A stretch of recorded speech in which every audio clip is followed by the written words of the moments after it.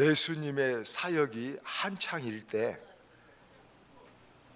수많은 군중들이 예수님을 따라다녔습니다. 100명, 1000명, 10,000명. 당시 고대로 보면 어마어마한 숫자가 예수님을 따라다녔던 것이죠. 오늘 우리가 읽은 이 본문 마가복음 8장에도 큰 무리가 예수님을 사흘간이나 따라다녔다고 하는데 뒤에 보면 4,000명의 군중이라고 말하고 있습니다. 4,000명의 군중들이 사흘이나 주님을 따라다녔는데 이제 먹을 것도 다 떨어졌습니다. 그래서 집으로 되돌려 보내야 되는데 돌아갈 집이 가까운 동네만이 아니라 먼 집들이 많았고 심지어 몇 십리 옛날 고대 문헌에 보면 타국에서까지 예수님의 소문을 듣고 몇 천리에서도 사람들이 왔던 것입니다. 그래서 예수님은 이 많은 무리들 4,000명의 무리들을 보시고 이들을 돌려보내야 되겠는데 그냥 돌려보내면 허기져서 안 되겠다. 그래서 제자들을 보고 제자들에게 이들에게 무엇을 먹여야 보내야 되겠는데 어떡할까 하니까 제자들이 4절에 대답하는 것이 이 광야에서 어디서 빵을 얻어서 이들을 배부르게 먹게 할 수 있습니까? 이렇게 제자들이 어렵다고 말합니다.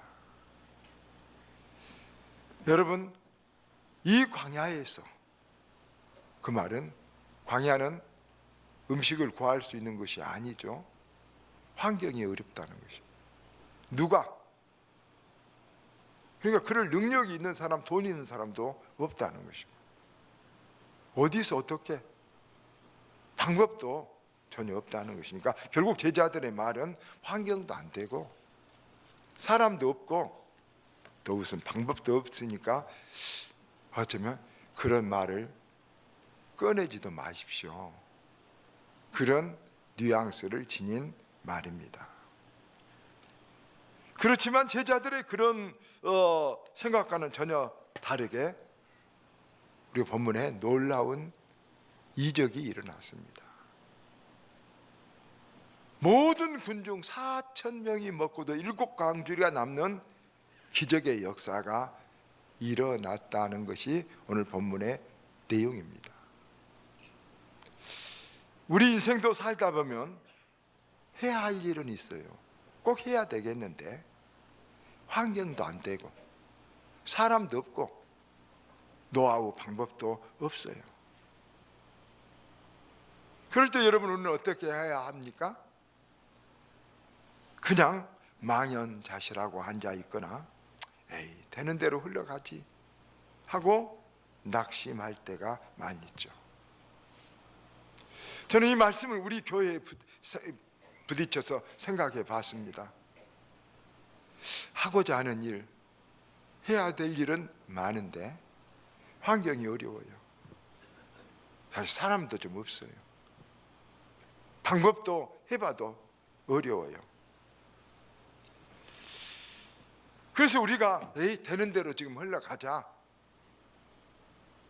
이렇게 생각하는 사람도 있을 것이고 아이고 이제 참 우리 교회는 어려워졌고 한국 사회는 교회는 지금 이제 어려워졌다 하고 낙심하고 앉아 있을 수 있습니다. 그 제자들의 마음이었지만 주님은 전혀 다른 놀라운 역사를 일으키는데 오늘 우리들에게 이 암담한 현실을 어떻게 헤쳐가야 될 것인가를 교훈해 주는 말씀입니다. 첫째는 주님과 함께하면 무엇이든지 가능하다는 믿음을 우리들에게 오늘 이 말씀이 주고 있는 것입니다. 4,000명이 지금 떡을 먹었다, 놀라운 기적이다, 이것이 아닙니다. 그 떡을 기적을 일으키시는 분이 누구냐? 누구냐? 그분이 주님이시다. 주님이 어떤 분이냐? 주님이 함께 하시면 여러분 어떤 일이 일어나느냐? 우리들에게 교훈하고자 하는 것입니다.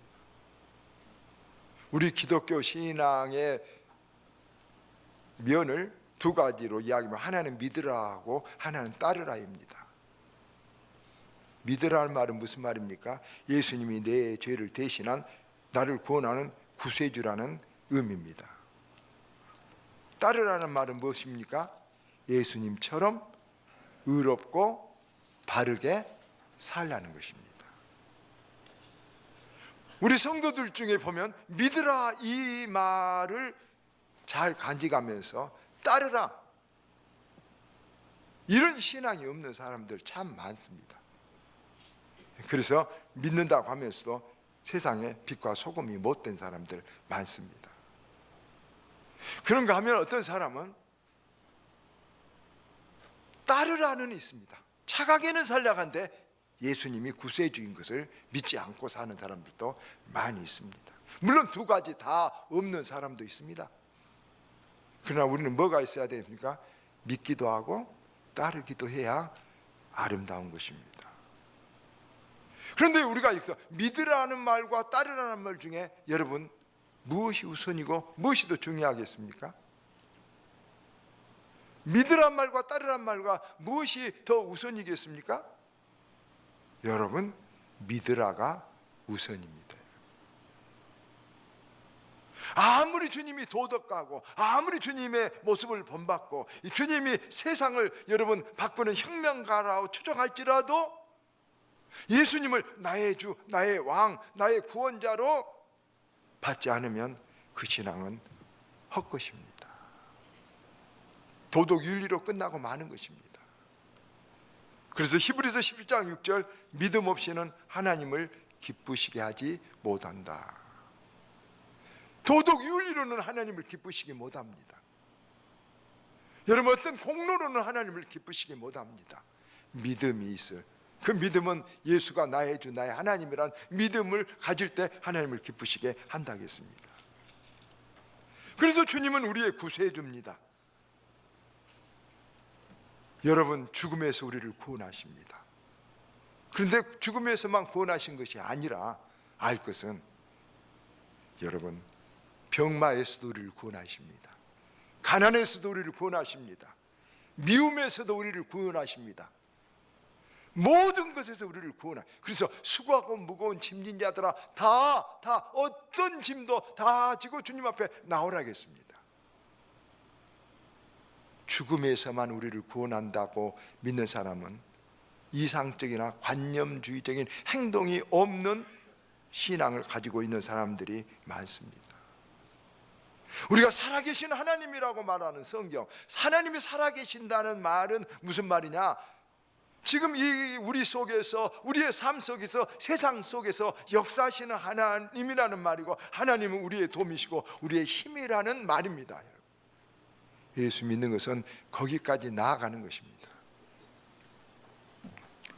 주님은 여기 4,000명이나 있는 이 사람들에게 아마 마태복음 5장에 있는 산상보험 심령이 가난한 자는 복이 있다 이런 설교도 하셨을 줄 믿습니다. 그런데 이들에게 심령이 가난한 자는 복이 있다고 이상적이고 교훈적이고 도덕적인 말씀만 하신 게 아니라 이들이 배고프고 이들이 굶주리고 이들이 병든 것을 직접 주님께서는 고쳐주신 것을 우리는 알아야 됩니다.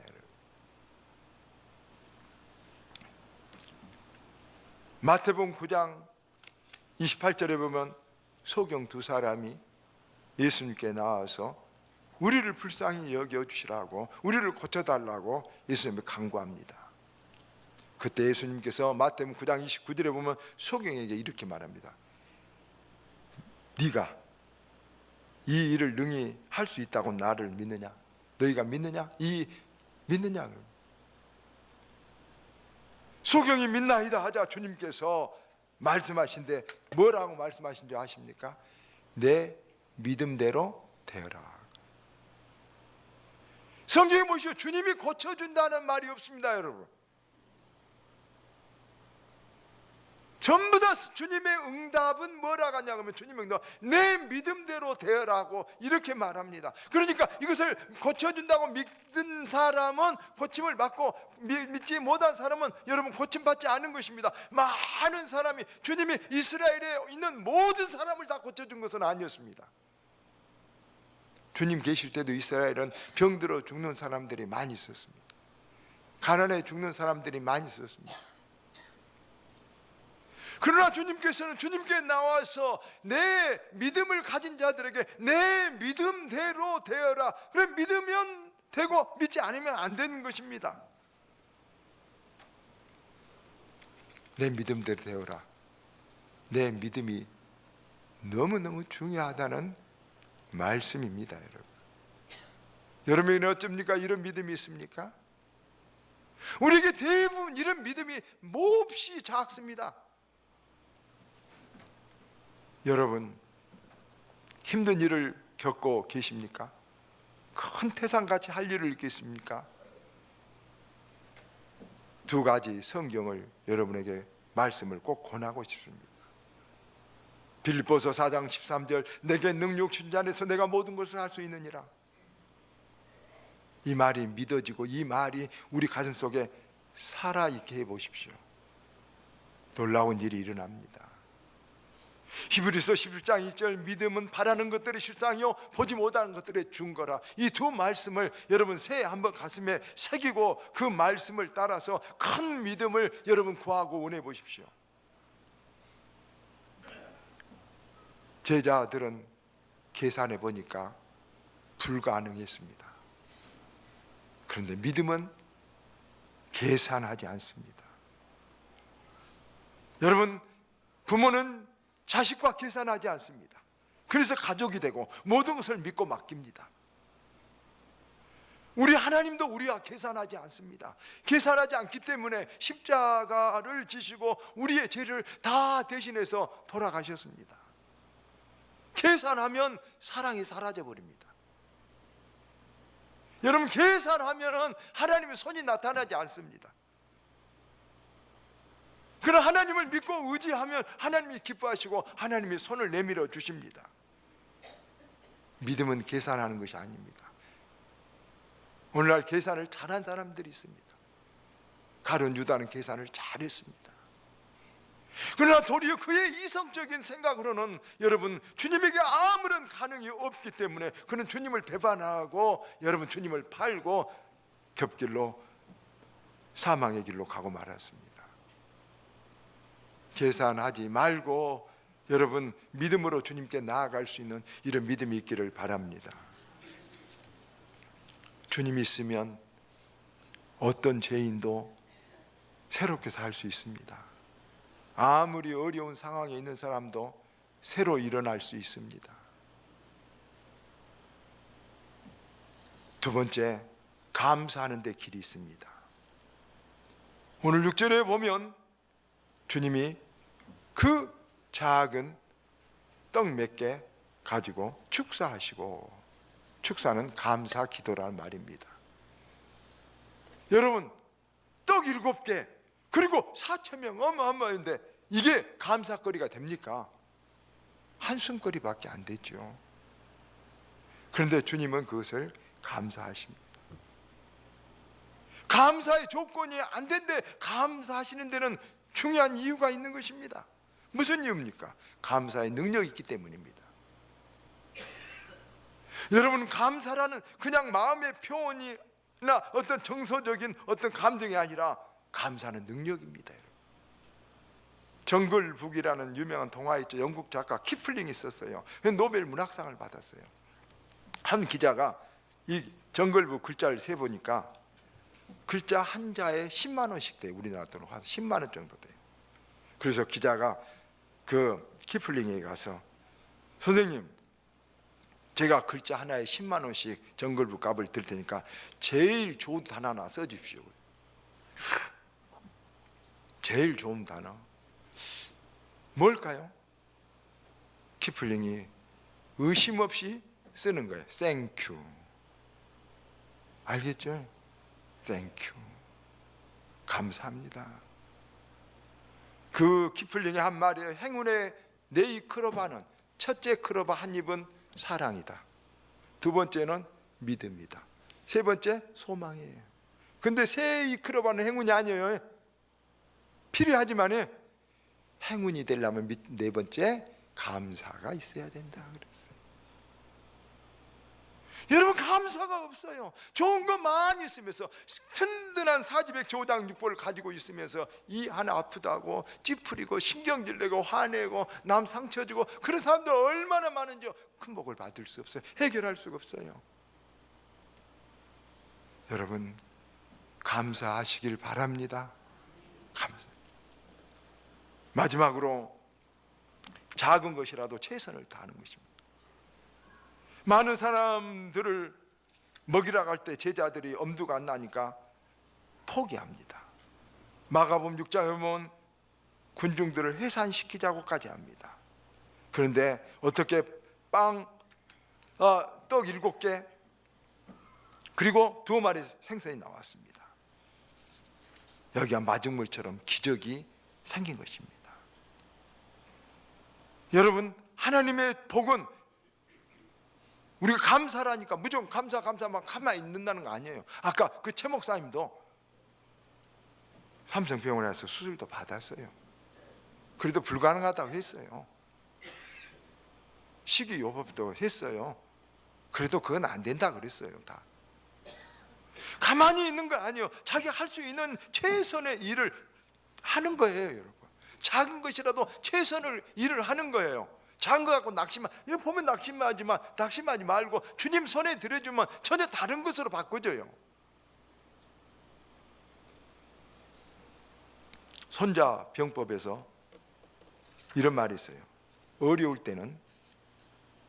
때 실패하지 않을 태도를 굳게 지키며 승리할 날을 기다려라. 무슨 말입니까? 그 손자병법에 이런 설명이 나와요. 어려울 때 사람들은 대부분 뭐 돼요?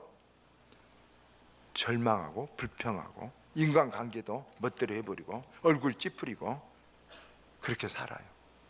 그건 손자병법의 지는 자세라는 거예요.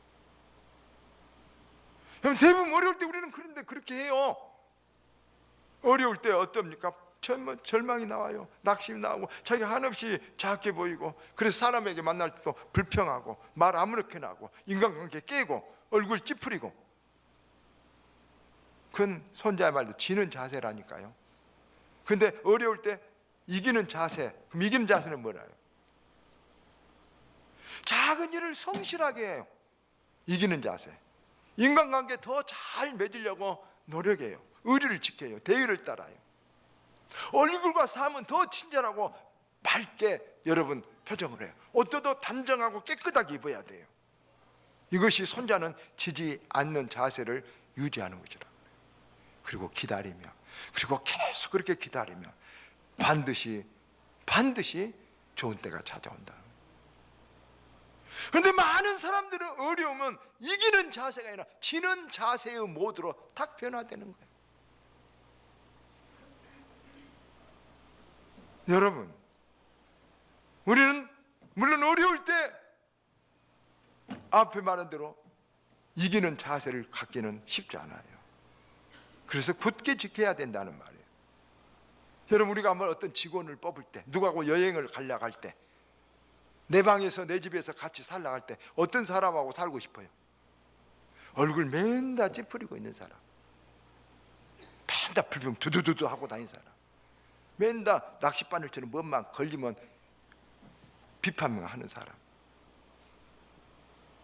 여러분, 그런 사람하고 여러분 같이 여행 가고 싶으세요? 같이 집에서 함께 살고 싶으세요? 아니죠. 여러분, 항상 성실하고 작은 일도 정성껏 하고 항상 감사하고 양보할 줄 알고 무엇보다 얼굴이 좀 밝고 편안하게 얼굴을 주고, 그런 사람하고 여러분 같이 살고도 싶고 여행도 가고도 싶고 내가 상사라면 그런 사람 승진도 시키고 싶은 거 있죠. 그래서 손자는 무작정 행운을 기다릴 것이 아니라 고운 짓을 하면서 이길 수 있는 태도를 가지면서 여러분 기다리면 손자는 100% 성공의 날이 온다는 거예요. 100%. 왜냐하면 이 세상 그런 사람을 찾고 있어요. 그런데 많은 사람들이 그러지 못해요.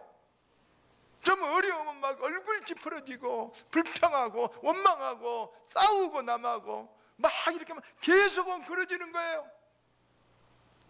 고운 짓을 하며 기다리라. 정말 필요한 말이에요. 저도 어려워도 여러분 어려워요. 어려웠어요. 더 어려웠어요. 어마어마하게 어려웠어요. 제가 여러분 안 사람 알죠? 주머니에 늘 감사하자고 감사의 돌을 이렇게 들고 항상 주머니 넣고 하루에 10번 20번 감사해요. 그러니까 저기서 조금씩 제 건강이 좋아지고 여러분 조금 형제들이 다 풀리기 시작하고 주의가 여러분 자식들도 조금 더 나아져가고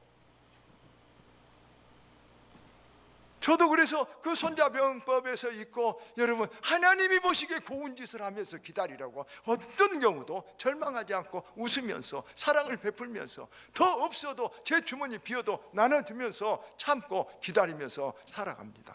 그럼 반드시 100% 행운의 날 복된 날이 올 것을 믿습니다. 그것이 하나님의 방법이깁니다. 부디 여러분 어렵습니까? 힘든 일이 있습니까? 중요한 일입니다. 하나님 보시기에 고운 짓을 하면서 기다리면 4,000명을 먹일 수도 있는 큰 복을 주실 줄 믿습니다. 우리 교회도 그렇습니다. 어렵지만 어쩝니까? 어려운 일이 있습니다. 더 선교할 것입니다. 더 기도할 것입니다. 더 사랑할 것입니다. 더 포용할 것입니다. 그런 교회가 돼서 하나님 보시기에 이쁜 짓을 하면 하나님께서 예상하지 못한 큰 은혜와 복으로 우리를 축복해 주실 줄을 믿습니다. 말씀을 맺습니다. 이 분들에서 무슨 수로 어떻게 이것을 할까 막막합니다. 그러나 여러분 주님이 계시면 할 수 있습니다. 주님과 함께하면 모든 일이든지 다 감당합니다. 주님은 무한한 우리의 에너지, 우리의 축복의 창고이십니다. 감사하면, 감사하기 어려울 때 감사하면 기적이 찾아옵니다. 또 아무렇게나 어렵다고 되어진 대로 살지 아니하고 하나님과 사람 앞에 이쁜 짓을 하면서 기다리면 반드시 100% 좋은 일이 우리에게 오고 말 것입니다. 오늘 이 빈들에 일어난 기적이 우리 교회, 여러분의 가정에, 여러분을 사랑하는 자녀 손들에게 일어나기를 주님 이름으로 새해 축복합니다. 축원합니다.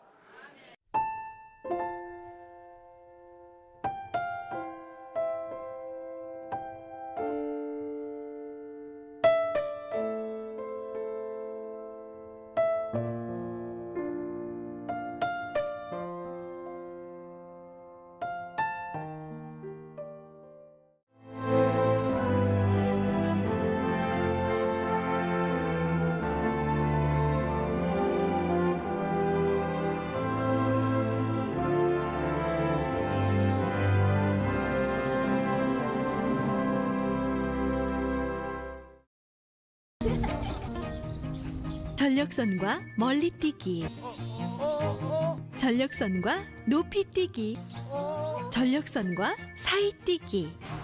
전력선이랑 부딪히면 위험해요. 선을 지키는 삶, 삶을 지키는 선. 한국전력공사가 함께합니다. 섬들의 고향 신안. 천혜의 자연환경, 풍부한 햇살과 바람이 만든 자연의 선물. 신안 천일염은 바닷물을 염전에 끌어들여 오로지 태양과 사람의 정성으로 만들었습니다. 염도가 낮은 세계 최고의 미네랄을 함유하고 있는 명품 소금. 신안 천일염이 가족의 건강을 지키겠습니다.